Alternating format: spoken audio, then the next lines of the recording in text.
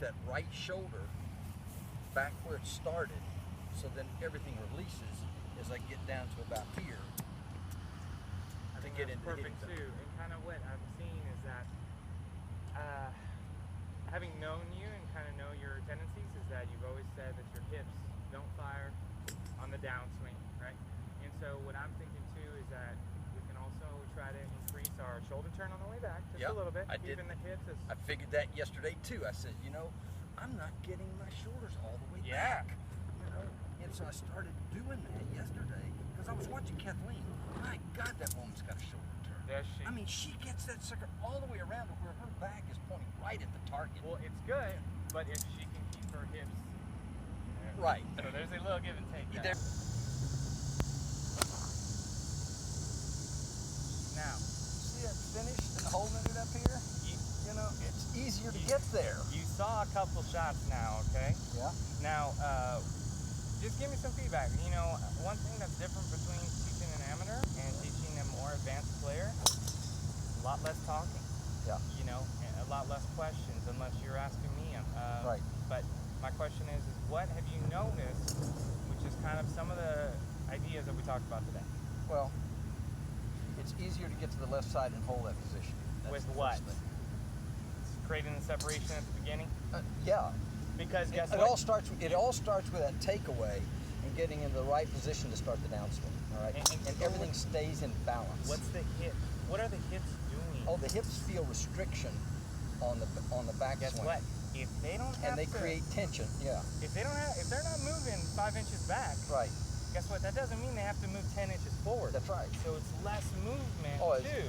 I'm totally focused on no lateral movement. You know, I'm always focused on rotation. But like what you said is like it's easier to get to my left side.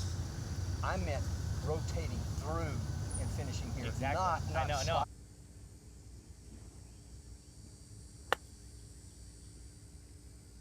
Let's get that weight a little stacked, right? But let's stand tall with it too. Okay. There you go. Nice. Nice.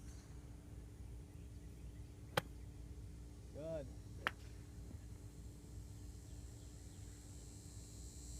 Each swing's going to be a little longer just because, you know, we're adding loft to each of these clubs.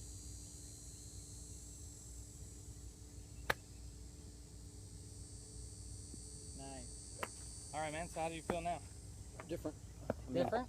Yeah, starting to get the feel. All right.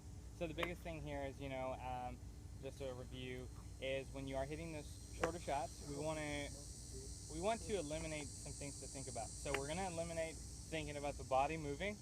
Okay. The lower body is going to stay still when you're hitting anything within 50 yards. Okay. It's more of that shoulder and chest rotation. That's all you need to really worry about.